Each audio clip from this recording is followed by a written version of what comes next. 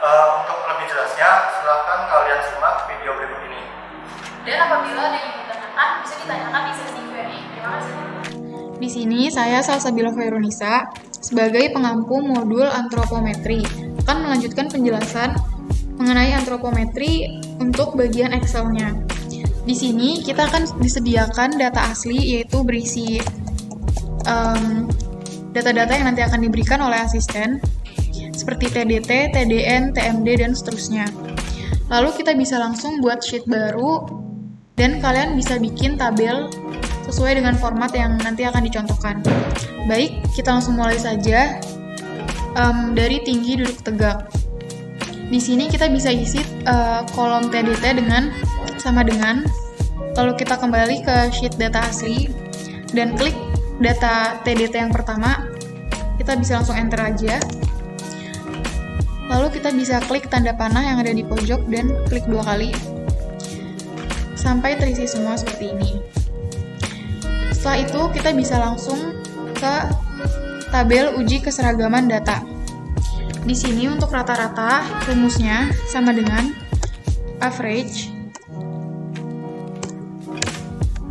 Lalu kita blok bagian data TDT yang tadi kita telah copy dengan cara CTRL, Shift, dan tanda panah ke bawah seperti biasa. Lalu kita bisa langsung enter aja. Lalu untuk SD atau standar deviasi kita bisa gunakan rumus sama dengan STD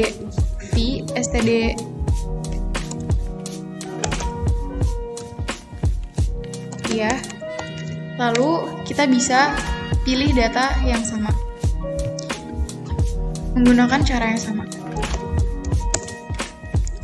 Selanjutnya untuk BKA atau batas kumulatif atas, kita bisa gunakan rumus sama dengan rata-rata yang tadi ditambah 3 dikali dengan standar deviasi.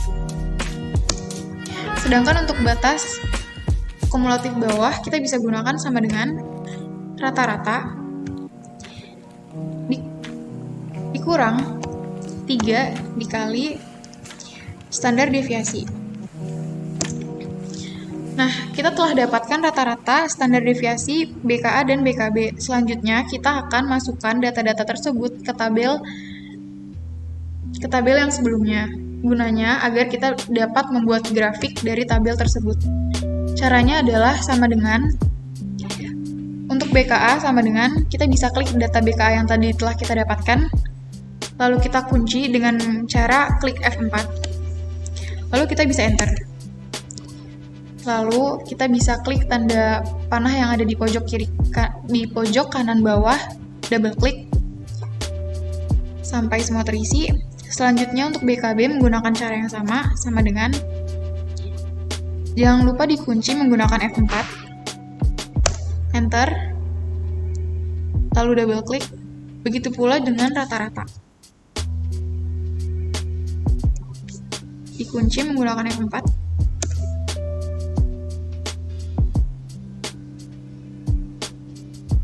Setelah semua tabel terisi, kita bisa membuat grafik dari tabel tersebut dengan cara kita bisa men-select atau memblok dari data TDT sampai ke average atau rata-rata. Lalu kita bisa lanjutkan dengan klik insert,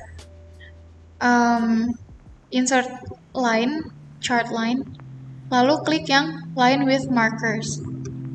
Di sini kita bisa klik di tanda panahnya dan pastikan untuk bagian akses, chart title, grid line, sama legendnya sudah terchecklist. Lalu kita bisa double klik di bagian sini dan kita bisa atur untuk maksimum dan minimumnya supaya grafik bisa lebih mudah untuk dibaca. Seperti misalnya 65 supaya grafik mudah dibaca. Lalu kita bisa exit aja. Jangan lupa untuk mengganti judul dari grafiknya. menjadi grafik tinggi duduk tegak.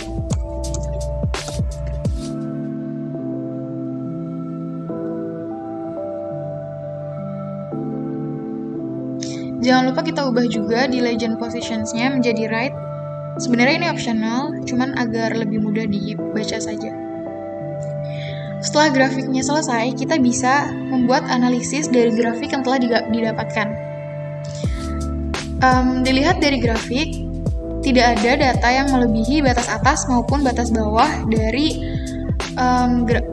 data tinggi duduk tegak. Oleh karena itu, kita bisa gunakan analisis berdasarkan grafik tinggi duduk tegak tersebut seragam. Karena interval sebaran data tersebut di antara BKA dan BKB, yaitu BKA adalah 97,39 dan BKB adalah 72,41. Setelah itu, kita bisa lanjut ke uji kecukupan data. Di sini, untuk yang pertama, kita bisa yaitu jumlah dari datanya. Oleh karena itu, kita bisa gunakan sama dengan sum. Lalu kita bisa pilih data TDT yang tadi. Kita enter saja. Baik, setelah kita dapatkan jumlah dari keseluruhan data, kita akan mencari hasil pangkat 2 dari jumlah yang telah kita dapatkan tadi dengan cara sama dengan kalau kita klik dari hasil yang tadi, kita pangkatkan 2. Baik, setelah kita dapatkan hasil pangkat 2 dari jumlah yang telah didapatkan, kita akan mencari jumlah dari setiap data yang telah dipangkatkan 2 dengan cara sama dengan sumSki, lalu kita blok data TDT yang telah kita copy tadi. Nah, perbedaan untuk yang atas dengan yang bawah ini, jadi untuk sum ini adalah jumlah dari keseluruhan data, dan kalau yang tadi di urutan kedua ini adalah jumlah keseluruhan data yang dipangkatkan 2. Namun untuk sumSki ini merupakan jumlah dari keseluruhan data yang telah dipangkatkan 2 secara masing-masing. Jadi data yang telah dipangkatkan 2 secara sendiri-sendiri nanti hasilnya akan dijumlahkan. Nah, hasil penjumlahan ini kita bisa menggunakan rumus sumSki.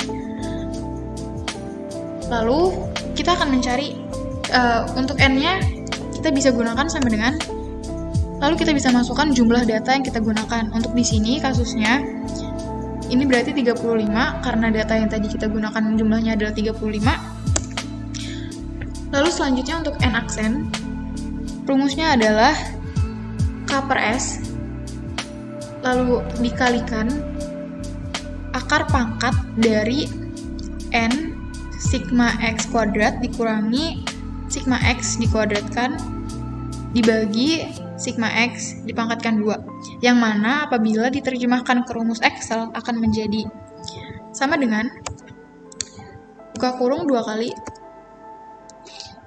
40 ini didapatkan dari K per S, yang mana K ini merupakan konstanta yang besarnya tergantung dari tingkat keyakinan yang diinginkan, di mana tingkat keyakinan yang kita gunakan sekarang adalah 95%. Nah, untuk 95%, K-nya kita gunakan 2. Untuk penjelasannya, telah ada di statistika industri, yang mana dia didapat dari Z-tabel, dari nilai Z-tabel.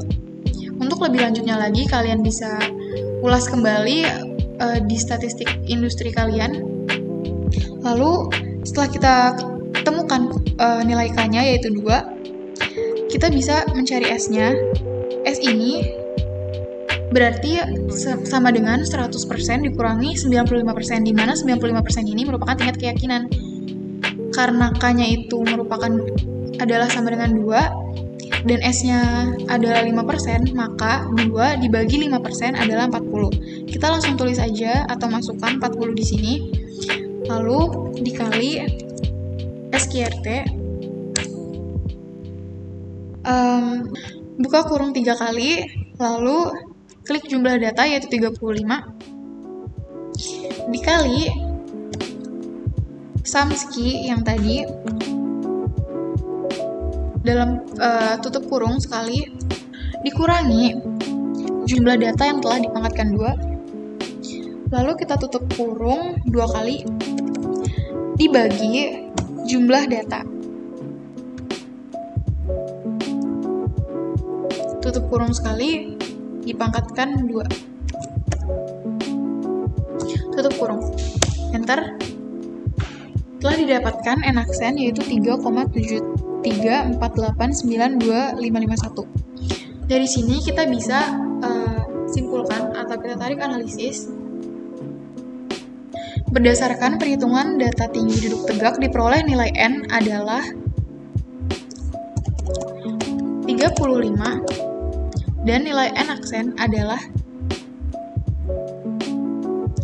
3,734892,551, yang berarti nilai N lebih besar dari N-aksen, sehingga data tinggi duduk tegak tersebut cukup. Setelah kita uji kecukupan data, kita bisa lanjut ke persentil. Dari persentil ini, ada persentil 1, 2,5, 5, dan seterusnya. Kita mulai dari persentil 1. Rumusnya adalah sama dengan rata-rata dikurangi 2,325 dikalikan standar deviasi. Untuk rumus dari persentil ini, kalian bisa cek di modul. Di sana nanti ada tabel untuk persentil dan rumusnya kita bisa sesuaikan dengan yang di modul. Baik, selanjutnya untuk persentil 2,5 yaitu sama dengan rata-rata dikurangi 1,960 dikalikan standar deviasi. Untuk yang persentil 5 sama dengan rata-rata dikalikan, maksud saya dikurangi 1,645 dikalikan standar deviasi. Untuk 10 sama dengan rata-rata dikurangi 1,280 dikalikan standar deviasi. Untuk persentil 50 sama dengan rata-rata. Lalu untuk persentil 90 sama dengan rata-rata ditambah 1,280 dikalikan standar deviasi. Untuk persentil 95 sama dengan rata-rata ditambah 1,645 dikalikan standar deviasi. Untuk 97,5 sama dengan rata-rata ditambah 1,960 dikalikan standar deviasi. Lalu yang terakhir sama dengan rata-rata ditambah 2,325 dikalikan standar deviasi. Setelah kita dapatkan semua nilai dari persentil, mulai dari 1 hingga 99 persentil, kita bisa gunakan nilai-nilai yang telah kita dapatkan untuk mendesain suatu produk. Misal, dalam mendesain kursi, untuk sandarannya, untuk tinggi dari sandarannya, kita bisa menggunakan tinggi duduk tegak. Dan kita bisa gunakan, misal kita gunakan persentil 50, asalkan kita tahu alasan dibalik pemilihan dari persentil tersebut. Jadi, apabila kita memilih persentil 50, maka kita bisa gunakan angka 84,9. Dan apabila kita ingin menggunakan persentil 95, kita bisa gunakan angka 91,76 sekian. Baik, saya akan contohkan bagaimana apabila ada salah satu data yang dia tuh di luar dari batas atas atau batas bawah. Jadi, misal di sini ada data ke-19 yang dia tuh melebihi batas atas. Data ke-19. Kita bisa hapus data ini. Kita delete. Setelah itu jangan lupa untuk angkanya kita bisa urutkan kembali.